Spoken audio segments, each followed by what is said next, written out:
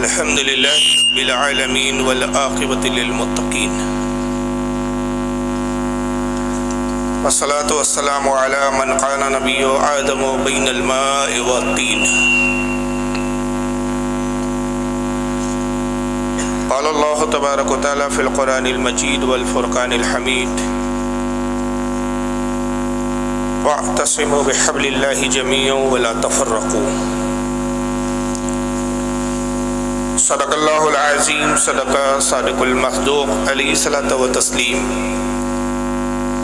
ان اللہ وملائکتہ یصلون علی النبی یا ایھا الذین آمنوا صلوا علیہ وسلموا تسلیما اللہم صل علی سیدنا مولانا شفیعنا وحبیبنا وطبیبنا ونبینا ومولانا محمد وعلی آلہ واصحابہ واہل بیتہ وذریاتہ وبارک وسلم صلاۃ و سلام علیک یا رسول اللہ صلی اللہ تعالی علیہ وسلم۔ جالنگی کی سرزمین بنگال، ویسٹ بنگال میں آج کی یہ ایک روزہ عظیم الشان کانفرنس، جس میں آپ اور ہم سب شریک ہیں، اور ممنون و مشکور ہوں میں حضرت علامہ الشاذ المفتی حضرت علیم الدین صاحب رضوی دامت برکاتہم العالیہ کا کہ آج کی اس بزم کے لیے انہوں نے مجھے موقع فراہم کیا کہ آپ کے روبرو حاضر ہو کر اہل سنت کے عقائد کے حوالے سے اپنی کچھ معروضات عرض کر سکوں۔ کوشش کروں گا کہ بہت سادہ سی اردو زبان میں گفتگو کروں، اس لیے کہ میں جب سے آیا ہوں تب سے یہ ماحول کا اندازہ ہو گیا ہے کہ یہاں بنگلہ بولی جاتی ہے، اور ممکن ہے کہ بہت سارے حضرات شاید میری زبان کو پتہ نہیں سمجھے یا نہ سمجھے، لیکن کوشش رہیں گی کہ عقائد اہل سنت کے حوالے سے بہت آسان اردو میں آپ کے فہم کے، آپ کی جو بات عقل میں آ جائے اس اعتبار سے میں گفتگو کروں۔ لیکن سب سے پہلے میں آج کی بزم کے جس قدر بھی وہ افراد جنہوں نے آج کی اس محفل کو سجایا، سنوارا، اور اس کانفرنس کے لیے بہت ہی جدوجہد اور محنتیں کی، ان کے لیے میں اللہ کی بارگاہ میں دعا گو ہوں کہ خالق کائنات ہمارے ان تمام احباب کی عمر میں، علم میں، رزق میں خیر و برکت عطا فرمائے، آمین اللہم آمین۔ ساتھ ہی مسجد رسول پر جس قدر بھی علماء ذویل احترام تشریف فرما ہے، ان کے لیے بھی دعا گو ہوں کہ پروردگار عالم ہمارے ان تمام علماء ذویل احترام کی عمر و علم میں، رزق میں، دینی دنیاوی تمام معاملات میں ترقی اور برکت عطا فرمائے، آمین اللہم آمین۔ آج جن حالات سے مسلمان گزر رہے ہیں کسی سے پوشیدہ نہیں ہیں، پوری دنیا آج مسلمان اور اسلام کے خلاف ہے، اور ہر زمانے میں اسلام بیرونی یعنی باہر کی طاقتوں سے بھی جوجھتا رہا ہے اور اندرونی فتنوں سے بھی لڑتا رہا ہے۔ جب سے اسلام آیا ہے تب سے فتنے بھی پیدا ہوئے، اور اسلام کو ختم کرنے کے لیے کوششیں اور سازشیں ہوتی رہی۔ وجہ یہ ہے کہ اسلام ہی وہ واحد دنیا کا مذہب ہے، وہ دین ہے جو اللہ کا پسندیدہ دین ہے، اور جس پر عمل کرنے کے بعد، جس پر قائم رہنے کے بعد ہی اللہ کی خوشنودی اور جنت میسر آتی ہے۔ دنیا میں جس قدر بھی مذہب ہے، مذاہب ہے، جس قدر بھی دھرم ہے، وہ سب انسانوں کے بنائے ہوئے، اس کو لوگوں نے بنایا ہے، لیکن اسلام وہ واحد مذہب ہے کہ جس کا خالق، جس کا بنانے والا خود پروردگار عالم ہے۔ جی جی بے شک۔ اور وہ خود اپنے کلام میں قرآن عظیم میں ارشاد فرماتا ہے ان الدین عند اللہ الاسلام، کہ بے شک اللہ کے نزدیک اگر کوئی دین ہے، کوئی مذہب ہے، کوئی ایسا دھرم ہے جس پر ہم عمل کریں اور کامیابی کو حاصل کریں، تو اللہ فرماتا ہے وہ صرف اسلام ہے، اسلام کے علاوہ کوئی نہیں ہے۔ اور پھر ہمیں حکم دیا کہ ہم دنیا میں یہ پیغام کو عام کرنے کی کوشش کریں، لوگوں تک اسلام کو پہنچائیں، سچائی پہنچائیں، حقیقت کو پہنچائیں، جو مان لے بہتر ہے ان کے لیے، اور جو نہ مانے ان کو یہ کہہ دے کہ لکم دینکم ولی دین، تمہارا باطل دین تمہارے ساتھ، ہمارا حق دین ہمارے ساتھ۔ جی جی بے شک بے شک۔ اس سے یہ بھی پتہ چلتا ہے کہ اسلام ایک امن کا مذہب ہے، زیادتی، زبردستی اور تشدد کا مذہب نہیں۔ جی جی۔ اگر تشدد کا مذہب ہوتا، زیادتی کا مذہب ہوتا، کسی پہ دباؤ ڈالنا، آتنک کے ذریعے کسی کو بھیبیت کر کے اسلام کی طرف راغب کرنا، اگر یہ اسلام کا مزاج ہوتا تو لکم دینکم ولی دین کبھی نہیں کہتا۔ لیکن سوال یہ پیدا ہوتا ہے کہ باہری طاقت ہو تو ہم جان جاتے ہیں، پہچان لیتے ہیں، سازشوں کو سمجھ لیتے ہیں کہ کون وہ لوگ ہیں کہ جو اسلام کو پسند نہیں کرتے، اسلام کو ختم کرنا چاہتے ہیں، تو ان کی اپنی آئیڈینٹی، ان کی اپنی پہچان خود ہی واضح کر دیتی ہے کہ یہ اسلام کے ماننے والے نہیں ہیں۔ جی جی۔ ان دھرموں کے نام لینے کی ضرورت نہیں ہے۔ اسلام کے علاوہ جتنے بھی دھرم ہیں،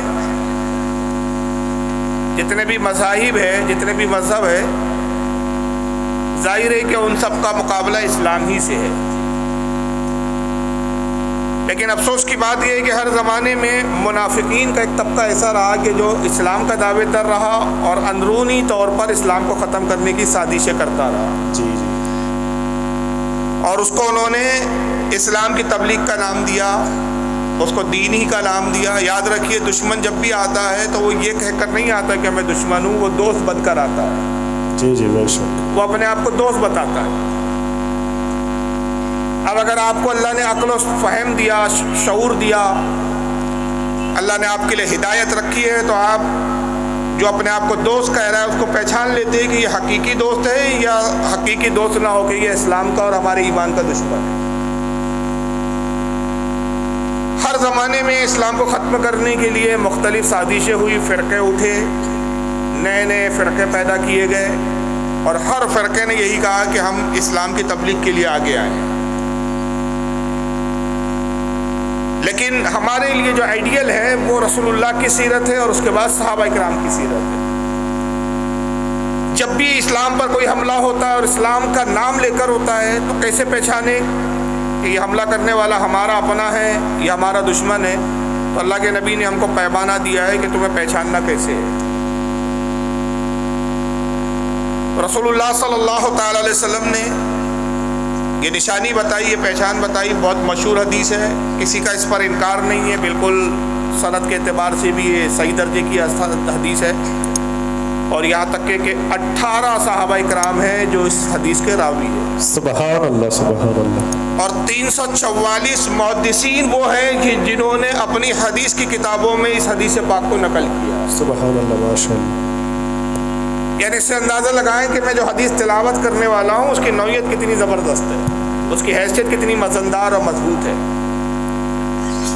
حدیث پاک یہ ہے کہ آقا صلی اللہ تعالی علیہ وسلم ارشاد فرماتے ان بنی اسرائیل تفرقت علی 72 ملہ۔ حضور فرماتے ہیں کہ قوم بنی اسرائیل میں اختلاف ہوا، اور بنی اسرائیل جو ہمارے سے پہلے والی قوم تھی اس میں اتنا اختلاف ہوا کہ وہ آپس میں لڑ کے 72 فرقوں میں بٹ گئے، 72 گروہ ہو گئے، 72 ٹکڑوں میں بٹ گئے۔ وَتَفْتَرِقُ أُمَّتِي عَلَى 73 مِلَّةٍ۔ اور پھر آقا فرماتے ہیں کہ میری امت میں 73 فرقے ہوں گے۔ پچھلی امتوں میں 72 ہوئے اور میری امت میں کتنے ہوں گے؟ 73، ایک زیادہ ہو۔ کلہم فی النار، سب کے سب جہنم میں جائیں گے، الا ملۃ واحدہ، صرف ایک جماعت ہوگی جو جنت میں جائے گی۔ جی بے شک۔ قالوا من ہی یا رسول اللہ صلی اللہ علیہ وسلم۔ صحابہ نے پوچھا اللہ کے نبی صلی اللہ تعالی علیہ وسلم جنتی جماعت کی پہچان کیا ہے؟ جب آپ کی امت میں اختلاف ہو جائے، آپ کی امت میں جھگڑے ہو جائیں، فساد پیدا ہو اور لوگ فرقوں میں بٹ جائیں، ٹکڑوں میں بٹ جائیں، تو اس میں کون سا جماعت حق ہوں گی جو جنت میں جانے والی ہوں گی؟ ہم اس کو کیسے پہچانیں گے، کیسے اندازہ لگائیں گے؟ قال ما انا علیہ و اصحابی، حضور نے کہا کہ جنتی فرقے کی، جنتی جماعت کی پہچان ہوں گی جو میرے اور میرے صحابہ کے عقیدے پر ہوگا، وہی جنت میں جائے۔ بے شک، سبحان اللہ ماشاء اللہ۔ تو جنتی جماعت کی نشانی کیا بتائی؟ کہ میرا عقیدہ اور صحابہ کا۔ اب صحابہ کا عقیدہ کیا ہے؟ صحابہ کا عقیدہ یہ ہے کہ رسول سے اتنی محبت کرو کہ ماں باپ سے زیادہ، اولاد سے زیادہ، دنیا کی تمام چیزوں سے زیادہ نبی سے محبت کرو، اور جب محبت نبی کے مقابلے میں بیٹا بھی آ جائے تو اس کو بھی چھوڑ دو، باپ آ جائے تو اس کو چھوڑ دو، رشتہ دار آ جائے تو اس کو چھوڑ دو۔ جب تم اتنے مستحکم ہو گئے تو حقیقت میں تم مسلمان۔ بے شک، ماشاءاللہ، بہت خوب۔ اور خود پھر یہ بات میں اپنی عقل سے نہیں کہہ رہا ہوں، اپنی زبان کے زور سے نہیں کہہ رہا ہوں، اس کو خود رسول نے بیان کر دیا۔ جی حق ہے۔ آقا نے بتایا کہ کیا تم ایمان کا نام یہ سمجھتے ہو کہ صرف 5 وقت نماز پڑھ لی تو تم مسلمان ہو گئے؟ تو میں سے بہت سارے لوگ اس لیے بھی نماز پڑھتے ہیں کہ انہوں نے نماز کو ورزش اور ایکسرسائز سمجھ رکھا ہے۔ جی انہوں نے یوگا کے مترادف، یوگا کے اگینسٹ میں اس کو رکھا ہے کہ بھائی یوگا کرنے سے بھی صحت اچھی رہتی ہے، نماز پڑھنے سے بھی صحت اچھی رہتی ہے۔ کیا روزہ رکھنے کا نام ایمان ہے؟ کہ بہت سے لوگ ڈائٹنگ کے نام پہ بھی روزہ رکھتے ہیں، بھوکے رہ جاتے ہیں۔ جی اپنی موٹاپے کو کم کرنے کے لیے بھی لوگ روزہ رکھ لیتے ہیں۔ کیا حج کا نام ایمان ہے؟ اگر حج کا نام ایمان ہوتا ہے، یہ عبادات ہے، ایمان نہیں ہے۔ عبادت اور ایمان میں زمین آسمان کا فرق ہے، یاد رکھیے۔ کیا حج کرنا ایمان ہے؟ تو بہت سے لوگ ہیں جو غیر مسلم میں پیسہ آتا ہے تو گھومنے امریکہ چلے جاتے ہیں، بہت سے مسلمان ایسے پیسہ آیا چلو سعودیہ ہو کر آ جاتے ہیں۔ جی تو حقیقی ایمان کیا ہے؟ تو خود نبی پاک صلی اللہ تعالی وسلم ارشاد فرماتے ہیں، صحیح بخاری کی حدیث نمبر 14 ہے اور کتاب الایمان ہے، پہلا چیپٹر کتاب الایمان، دوسرا چیپٹر کتاب وحی کے بعد، کتاب الوحی کے بعد کتاب الایمان، اور اس کی حدیث نمبر 14 انس بن مالک کی حدیث کے راوی اللہ کے نبی نے فرمایا، لا یؤمن احدکم حتی اکون احب الیہ من والدہ وولدہ والناس اجمعین۔ آقا نے کہا تم میں سے اس وقت تک کوئی مومن ہو ہی نہیں سکتا جب تک وہ مجھ سے اپنی اولاد سے زیادہ، اپنے ماں باپ سے زیادہ، دنیا جہاں کے تمام عزیز و اقارب سے زیادہ جب تک وہ مجھ سے محبت نہ کرے وہ مومن ہو ہی نہیں سکتا۔ تو حقیقی ایمان ہے نبی سے دنیا کی تمام چیزوں سے زیادہ محبت کرنا۔ اور محبت رسول کیسے کی جاتی ہے؟ اس کو آئیڈیل رسول اللہ نے بنایا، میرے صحابہ کو دیکھو، کہا جو میرے اور میرے صحابہ کے عقیدے پر ہوگا۔ اور صحابہ نے کیسی محبت کی؟ میں صرف 2 واقعات آپ کے سامنے پیش کر رہا ہوں، اگر صرف اس حوالے سے میں واقعات سناؤں، قصے سناؤں، کہانی سناؤں، یہ رات چھوٹی پڑ جائے، ایک رات نہیں کئی راتیں ناکافی ہو جائے۔ ایک موقع وہ آتا ہے کہ اللہ کے نبی صلی اللہ تعالی وسلم اعلان کرتے ہیں کہ دشمنان اسلام کو ختم کرنا چاہتا ہے، اے لوگوں جہاد کے لیے تیار ہو جاؤ۔ اور غالباً یہ غزوہ خندق کا موقع ہے۔ 3 طاقتوں ایک ساتھ جڑ کر اسلام کو ختم کرنے کے لیے جمع ہوئی ہے۔ ان میں ایک ہے عیسائی، دوسرے یہودی، اور تیسرے ہیں مشرکان مکہ کے مشرک۔ 3 لوگ مل کر چاہتے ہیں کہ اسلام کو ختم کر لو، کیونکہ وہ جانتے ہیں کہ تینوں کا دشمن جو ہے وہ صرف مسلمان اور اسلام ہے۔ چنانچہ ہوتا یہ ہے کہ جب تینوں طاقتیں جمع ہو گئی اور مدینے کو گھیر لیا، حضور نے اعلان کیا کہ جہاد کے لیے نکلو، اور جو جہاد پر نہیں جا سکتا وہ مال سے مدد کرے۔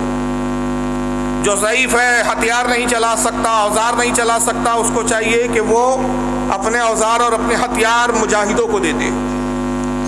جب اعلان ہوا تو صحابہ اکرام پیسے لے کر آتے ہیں، مال لے کر آتے ہیں۔ وہ ضعیف بوڑھے صحابہ جو ضعیف ہو گئے، عمر دراز ہو گئے، لڑنے کی طاقت نہیں رکھتے، وہ اپنے ہتھیاروں کو لا کے حضور کے قدموں میں رکھ دیتے ہیں کہ اللہ کے نبی یہ ہتھیار ہیں، آپ جس کو چاہیں عطا کر دیں۔ عورتیں ہیں کہ اپنے زیورات کو لا کر اتار کے رہی ہیں، اپنے زیورات کو حضور کی بارگاہ میں دیتی ہے، یا رسول اللہ ان زیورات کو آپ بیچیے اور اس سے جنگ کے اندر جو بھی ضرورت ہو اس کو پورا کیجیے۔ اللہ کے نبی سب کو دیکھتے ہیں، خوش ہوتے ہیں، دعا فرماتے ہیں۔ تبھی دیکھنے والی نگاہ دیکھتی ہے کہ ایک جوان عورت ہے، سفید لباس پہنے ہوئے ہے اور اپنے سینے سے کسی چھوٹی سی چیز کو چپٹائے ہوئے چھپائے ہوئے، اور بڑے آہستہ آہستہ قدم رسول اللہ کی بارگاہ میں حاضر ہوتی ہے۔ آنے کے بعد عرض کرتی ہے کہ یا رسول اللہ آپ نے اعلان فرمایا، آپ کے منادی نے، آپ کے اعلان کرنے والے نے اعلان کیا، کانوں تک میری یہ آواز پہنچی۔ اللہ کے نبی میں بھی اپنی حیثیت کے مطابق ایک نذرانہ لے کر آئی ہوں کہ میرا بھی اس جنگ میں حصہ ہو، اور سرکار وجہ یہ ہے کہ غزوہ احد میں میرے والد شہید ہو گئے، میرے والد نہیں ہیں۔ اسی غزوہ احد میں میرے بھائی کی بھی شہادت واقع ہو گئی، میرا بھائی بھی نہیں ہے۔ اسی غزوہ احد میں میرے شوہر کی بھی شہادت ہو گئی، وہ بھی غزوے میں اب زندہ موجود نہیں ہے۔ میرے خاندان میں کوئی مرد موجود نہیں ہے، مگر اللہ کے نبی جب میرے شوہر جنگ کے لیے جا رہے تھے اسی وقت میں حاملہ ہوئی، اور حاملہ ہونے کے بعد میں نے ایک چھوٹے سے بچے کو تولد کیا، پیدا کیا۔ اللہ کے نبی میں اس بیٹے کو آپ کی بارگاہ میں پیش کرتی ہوں۔ سبحان اللہ، سبحان صحابہ کہتے ہیں کہ جب اس نے اپنے کپڑے کو جو سامان، جو چیز اس نے چھپا رکھی تھی، سینے سے چمٹائی ہوئی تھی، جب کپڑا ہٹایا تو دیکھا گیا وہ ایک دودھ پیتا ہوا بچہ تھا۔ کہ اللہ کے نبی یہ بیٹا میرا حاضر ہے۔ اندازہ لگائیے کہ باپ شہید ہو چکا ہے، بیٹا شہید ہو، جو ہے شوہر شہید ہو چکا ہے، بھائی شہید ہو چکا ہے، پورا خاندان اسلام پر لٹا چکی ہے، رسول پر نثار کر چکی ہے۔ اب ایک آخری نشانی بیٹا ہے، اس کو بھی رسول کی بارگاہ میں لا دو۔ سبحان اے اللہ کے نبی یہ میرا بیٹا ہے۔ سرکار صلی اللہ علیہ وسلم نے دیکھا، آنکھوں میں آنسو آ گئے، اس کے جذبات کی آپ نے قدر کی، کہا کہ اے میری شہزادی، اے میری بیٹی، میں اسلام پر فدا ہونے کے تمہارے جذبے کو سلام کرتا ہوں، دعا کرتا ہوں اللہ کی بارگاہ میں کہ اس کا اجر اللہ تمہیں بہترین دے۔ باوجود اس کے کہ پورے خاندان کے مرد تمہارے ختم ہو چکے، اب آخری نشانی تم یہ لائی ہو، لیکن اے میری شہزادی، اے میری بیٹی، میں اس بچے کو قبول نہیں کر سکتا۔ وجہ یہ ہے کہ یہ بچہ دودھ پیتا ہے، شیر خوار ہے، ابھی یہ ہتھیار چلا نہیں سکتا، اگر اس پر کوئی وار کرے یہ اس وار کو برداشت نہیں کر سکتا، اس وار کو روک نہیں سکتا، یہ ابھی جنگ لڑنے کے لائق نہیں ہے۔ اے میری صاحبزادی، اے میری بیٹی، اس کو لے جاؤ، اس کو پالو پوسو، پروان چڑھاؤ، بڑا کرو، جب یہ جوان ہو جائیں گا تو اللہ نے چاہا تو پھر اسلام کے لیے اور جب جنگیں ہوں گی تو یہ اس میں کام آئے گا۔ میں اس بچے کو تو قبول نہیں کر سکتا، یہ اس کا ابھی جنگ کے لائق نہیں ہے۔ جب آقا نے یہ کہا تو وہ جوان عورت رونے لگتی ہے، وہ صاحبزادی جو جس کو سرکار صاحبزادی کہہ رہے ہیں، اپنی بیٹی فرما رہے، روتی ہے اور روتے ہوئے عرض کرتی ہے اللہ کے نبی آپ نے کیا ارشاد فرما دیا؟ سرکار آپ نے کیا کہہ دیا؟ اے اللہ کے نبی کیا یہ بیٹا اس لائق نہیں؟ خدا کی قسم یہ اس لائق ہے کہ جنگ میں جائے اور ایک بہت بڑا کارنامہ انجام دے۔ حضور میں مانتی ہوں کہ اتنا چھوٹا ہے کہ تلوار یہ اٹھا نہیں سکتا، تیر و کمان پکڑ نہیں سکتا، اس کی طرف جو تیر چھوڑا جائے یہ اس سے اپنے آپ کو بچا بھی نہیں سکتا، لیکن حضور اس کے اندر ایک خاصیت ہے، اس خاصیت کی بنا پر یہ بہت کام کا ہے جنگ میں۔ اور خاصیت یہ کہ اللہ کے نبی جو بھی اس کے گالوں اور رخساروں پر بوسہ دیتا ہے، چمن لیتا ہے، یہ اس سے چپڑ جاتا ہے۔ اللہ کے نبی آپ اس کو میدان جہاد میں لے جائیں اور جب دشمن آپ کی طرف تیر برسائے تو آپ اس کے رخسار پہ بوسہ دیجئے، یہ آپ کے سینے سے چمڑ جائیں گا اور آپ کی طرف آنے والے تیروں کو اپنی پیٹھ پہ اور اپنے سینے پہ لے لیں گا۔ سبحان اللہ۔ اور اس طریقے سے میرے آقا آپ محفوظ ہو جائیں گے۔ اس سے اندازہ لگائیے کہ صحابہ کرام کو رسول اللہ سے کتنی محبت تھی کہ اپنی دودھ پیتی اولادوں کو بھی نبی پر وہ قربان کر دیتے۔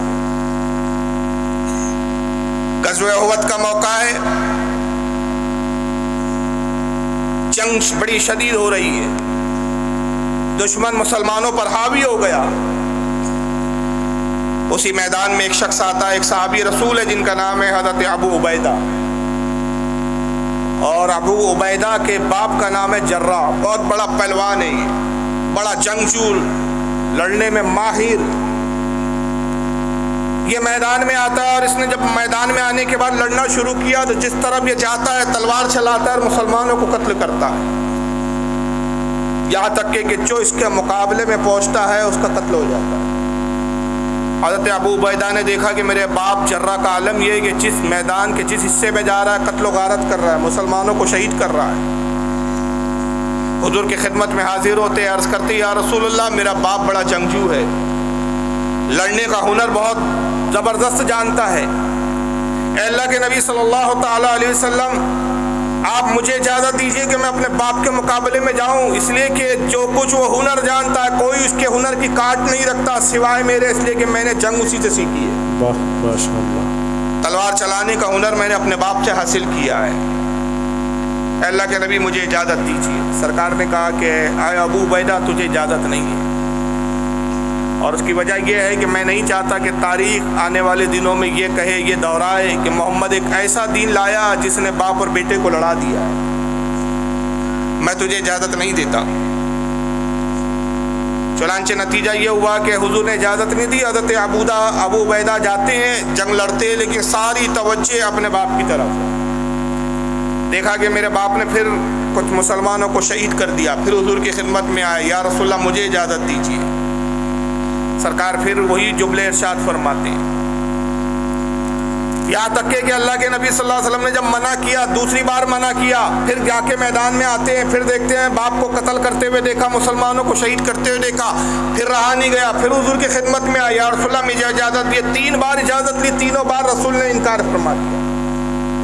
तीसरी बार जब मायूस होकर लौटते हैं, जब देखा कि बाप मेरा फिर कत्ल व गारत गिरी कर रहा है, मुसलमानों को शहीद कर रहा है, नतीजा ये होता है कि नबी पाक सल्लल्लाहु अलैहि वसल्लम के मना करने के बावजूद हज़रत अबू उबैदा अपने बाप जर्रा के सामने आ जाते हैं और आके कहते हैं कि मेरे बाप मुझसे मुकाबला करो। जर्रा ने देखा, कहा अबू उबैदा, मोहम्मद का दीन ऐसा दीन है कि जो बाप और बेटे को लड़ा रहा है, इस दीन पर तुम अमल कर रहे हो कि जिसने बाप और बेटे को आमने सामने कर दिया है। आप कहते हैं कि जर्रा सुन, कल तक तू मेरा बाप था, लेकिन आज तू रसूलुल्लाह का दुश्मन बनकर आया है, इसलिए जब तू रसूल का दुश्मन है तो खुदा की कसम मेरा भी दुश्मन है। आज से तेरा और मेरा कोई रिश्ता नहीं, सिर्फ एक रिश्ता है, और वो रिश्ता है कि तू मोहम्मद सल्लल्लाहु अलैहि वसल्लम का दुश्मन है और मैं मोहम्मद सल्लल्लाहु अलैहि वसल्लम का गुलाम हूँ। जी जी माशाअल्लाह, बहुत सुभान अल्लाह। हमारे और तुम्हारे दरमियान सिर्फ तलवार फैसला कर सकती है। बाप ने कहा अगर यही मंजूर है तो मुझे भी मंजूर है, चलो जंग हो जाए। अब बाप बेटे लड़ना शुरू करते हैं, लोगों ने अपनी तलवारों को रोक लिया, दूसरे लोग जो जंग में मशगूल थे, जंग लड़ रहे थे, वो रुक गए, और रुकने के बाद वो इस जंग को देख रहे हैं। सब जानते हैं कि बड़ी फैसला कुल जंग है। वजह यह है कि अगर हज़रत अबू उबैदा इब्न जर्रा जीत जाते हैं तो मुसलमानों की फतेह है, मुसलमानों की जीत है, और अगर जर्रा जीत जाता है तो फिर कुफ़ार और मुशरिकीन की फतेह है और मुसलमानों की हार है। अब ये बड़ी फैसला कुल जंग है, लोगों की सारी निगाह इसी जंग की तरफ है। नतीजा ये होता है कि दोनों की तलवारें आपस में टकराती रही, बिजलियाँ कूदती रही, और हज़रत अबू उबैदा ने उछल कर जब एक वार किया, जर्रा का सर तन से जुदा कर दिया। बेटे ने बाप को कत्ल कर दिया। मुसलमानों ने खुशी में नारे तकबीर बुलंद किया, जोश में नारा बुलंद होता है, और नतीजा ये होता है कि लोग खुशी मना रहे हैं कि अब जंग तो जीत चुके हैं हम, क्योंकि मुशरिकीन का सबसे बड़ा कवि बहादुर और पहलवान जो है वो मारा जा चुका है। लेकिन दूसरी तरफ देखने वाला एक शख्स देखता है कि हज़रत अबू उबैदा तलवार के सिरे पर अपना सर रखे हुए रो रहे हैं। सब उठ के जा रहे हैं, मेरे ख्याल से ख़त्म कर दिया जा रहा है। वजह यह है कि कोई उर्दू समझ ही नहीं रहा है। अरे आप समझ ही नहीं रहे तो क्या बताऊँ मैं, ऐसा लग रहा है नक्कारा जी। हजरत बंगाल में उर्दू मुक़र्रिर उठ के भाग रहे का आना जाना होता है। चलिए बस ये वाक़या ख़त्म कर रहा हूँ मैं, उसके बाद फिर दुआ फरमाइए। जब बात ही समझ में नहीं आ रही है तो तकरीर का कोई फ़ायदा नहीं है। तकरीर उसी को बोलते जो समझ में आए, वरना ऐसा है कि ज़बान ही नहीं समझ में आ रही है। आपकी ज़बान अलग हो गई, मेरी अलग हो गई, अब आप मेरी ज़बान नहीं समझ पा रहे और मैं आपकी ज़बान बोलने पे कादिर नहीं हूँ। मसला ये है, अब करे भी तो क्या करें, तो अब मजबूरी है, उसका कोई हल ही नहीं है। हालांकि मैं जब आया तो बार बार पूछ रहा था, क्योंकि मैं देख रहा था रूम पे हर कोई बंगाली ही बोल रहा था, कोई उर्दू बोल ही नहीं रहा था। तो मैंने कहा पता नहीं यार, यहाँ उर्दू समझेंगे नहीं समझेंगे, ऐसी जगह मुझे बुला लिया, मैं खुद हैरान था। चलिए बहरहाल आगे तबर्रुकन ज़ियारत हो गई आप लोगों की। जी जी बोलिए हजरत। जी जी सामीन फरमा रहे हैं। हाँ हाँ हाँ, बहरहाल ये वाक़या सुन लीजिए, इरशाद फरमाइए। अब वो जो सुन रहे हैं वो सुन ले, उसके बाद फिर ख़त्म कर देंगे। হ্যাঁ, বাংলায় বুঝিয়ে দেওয়া হবে। হুজুর যা বলছেন সেটা বাংলাতে ইনশাআল্লাহ বুঝিয়ে দেওয়া হবে হুজুরের শেষে। आखिर में देखने वाली निगाह देखती है कि हज़रत अबू उबैदा रो रहे हैं। वो निगाह कौन सी थी जो देख रही थी? वो हज़रत अली थी। हज़रत अली ने हज़रत अबू उबैदा को सहारा दिया और कहा अबू उबैदा इसलिए रो रहे हो कि तुमने अपने बाप को कत्ल किया है। حضرت ابو عبیدہ کہتے ہیں کہ اے مولا کائنات، اے علی مرتضیٰ، میں اس لیے نہیں رو رہا ہوں کہ میں نے اپنے باپ کو قتل کیا، میں رو اس لیے رہا ہوں کہ رسول اللہ نے باپ سے جنگ کرنے کے لیے منع کیا تھا، لیکن میرا یہ جوش ایمانی تھا کہ جس نے باپ سے لڑنے پہ مجبور کیا، میں اس بات پر رو رہا ہوں کہ میرا ایمان اکارت اور برباد ہو گیا کہ میں نے رسول اللہ کے کہے کے مطابق عمل نہیں کیا، سرکار کی حکم جو ہے نافرمانی کی، اللہ تعالیٰ نے تو میرے ایمان کو برباد کر دیا۔ جی مجھے اس بات کا افسوس ہے، اس بات کا افسوس نہیں ہے کہ میں نے اپنے باپ کو مارا ہے۔ بے شک حضرت علی نے تسلی دی، کہا کہ اے ابو عبیدہ غم نہ کرو، رسول اللہ کی بارگاہ میں جاؤ، مجرموں کی طرح جاؤ، گناہ گاروں کی طرح جاؤ، کیونکہ نبی کی بارگاہ وہ ہے کہ جہاں پہ بڑے بڑے گناہ گار بخش دیے جاتے ہیں۔ جی جی سبحان اللہ سبحان اللہ مجھے ساتھ لے لو کہ رستے میں ہے جا بجا تھا۔ واہ واہ سبحان اللہ ماشاء اللہ۔ حضرت ابو عبیدہ حضرت علی کی اس بات سے خوش ہوئے، اپنے سر کا امامہ کھولا اور اپنے گردن میں لپیٹ لیا۔ یہ اس زمانے میں عرب کا دستور تھا کہ جب بہت بڑا مجرم ہوتا تھا اس کے سر کا امامہ کھول کے اس کے گردن میں لپیٹ دیا جاتا تھا، اور اس کو جب سڑک سے لے جایا جاتا تو لوگ سمجھ لیتے تھے کہ اس نے بہت بڑا جرم کیا ہے۔ جیسے ہمارے ہندوستان کا قانون ہے کہ جو بہت بڑا گناہ گار ہوتا ہے پولیس اس کو ہتھکڑی باندھ کے لے جاتی ہے بازار سے، جی جی ہاتھ میں ہتھکڑی بتا دیتی ہے کہ یہ کوئی چھوٹا موٹا مجرم نہیں ہے۔ بے شک۔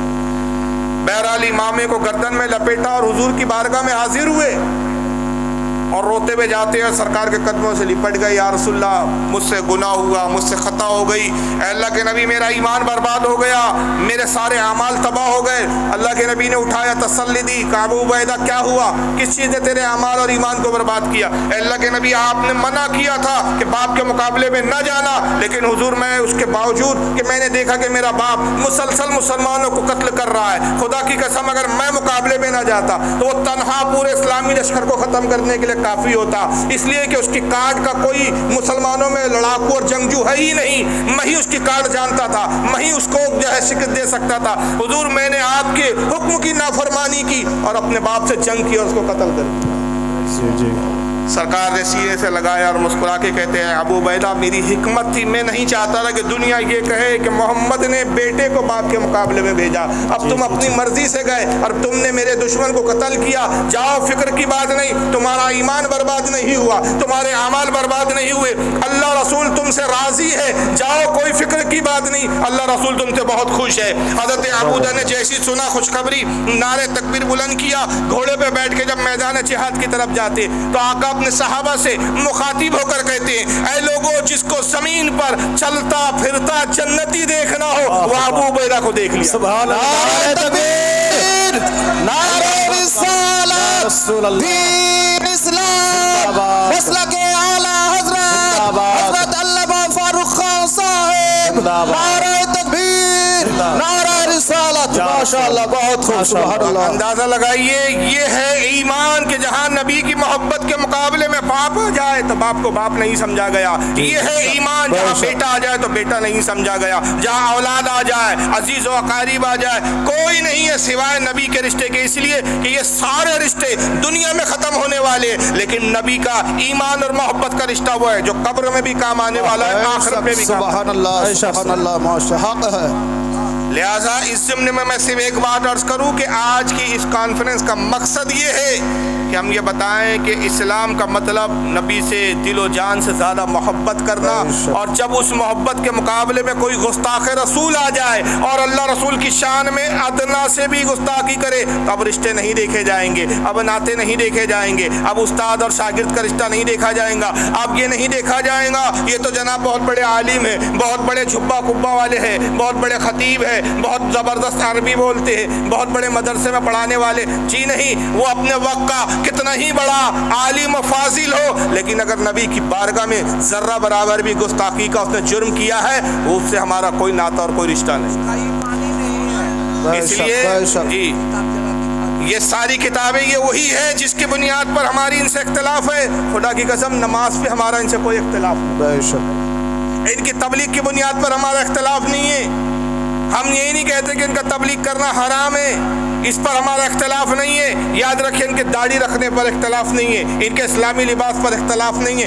ان سے ہمارا بنیادی اختلاف جو ہے, جو فنڈامنٹل اختلاف ہے, وہ کس بنیاد پر ہے کہ ان کے بزرگوں نے, ان کے مولویوں نے ایسی کتابیں لکھی جس میں صرف ذرہ برابر نہیں, بڑی کھل کر رسول اللہ کی توہین ہوئی ہے, بہت زیادہ حد درجے توہین ہوئی ہے, اور اس قدر توہین ہوئی ہے کہ ایک مسلمان بھی اس کو گوارا کرنے کے لیے تیار نہیں. میں کہتا ہوں مسلمان تو مسلمان ہے, اس کافر کے بھی سامنے جو نبی پاک سے عقیدت رکھتا ہے اگرچہ مسلمان نہیں, اس کے سامنے بھی یہ باتیں پیش کرو تو وہ حیران ہو جاتا ہے کہ یہ کون لوگ ہیں جو محمد کا کلمہ پڑھتے اور محمد کے بارے میں ایسی رائے رکھتے ہیں. جی جی حق ہے بے شک. یہ کتاب لکھی جاتی ہے, میں اوریجنل کتابیں ساتھ میں لایا ہوں. یہ ہے حفظ الایمان, دیکھنے میں چھوٹی سی کتاب ہے, جی جی بے شک. چھٹاک بھر کا رسالہ ہے, 10 گرام بھی اس کا شاید وزن نہ ہو.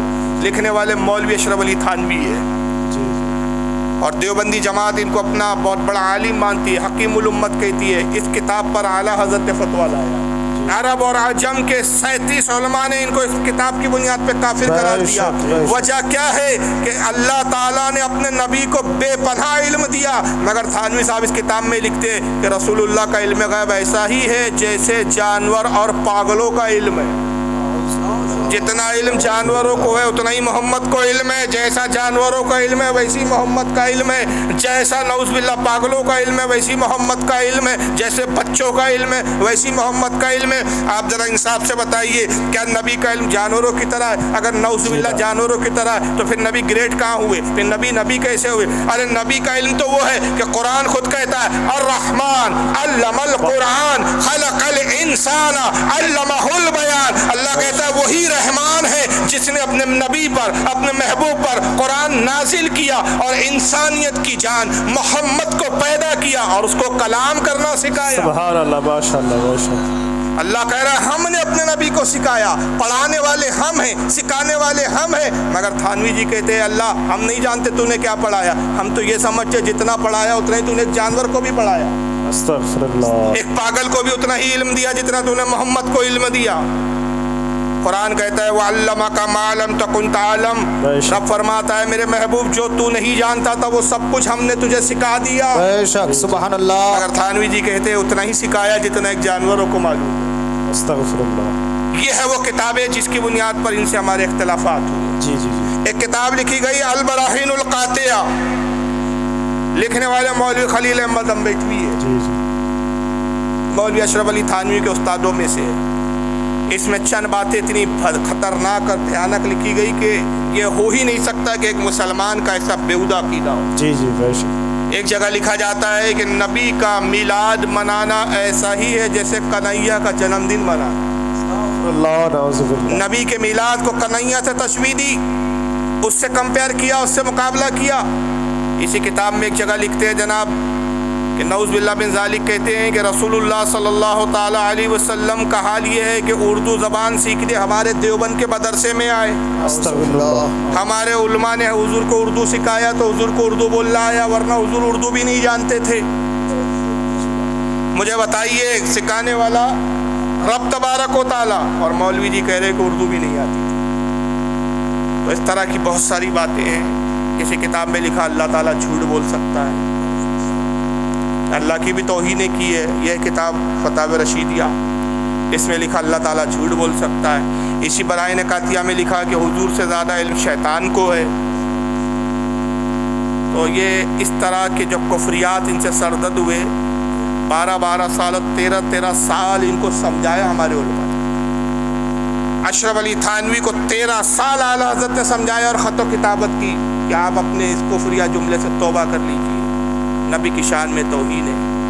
مگر انہوں نے توبہ نہیں کی اور اپنی ان کتابوں پر, اپنی ان باتوں پر قائم رہے.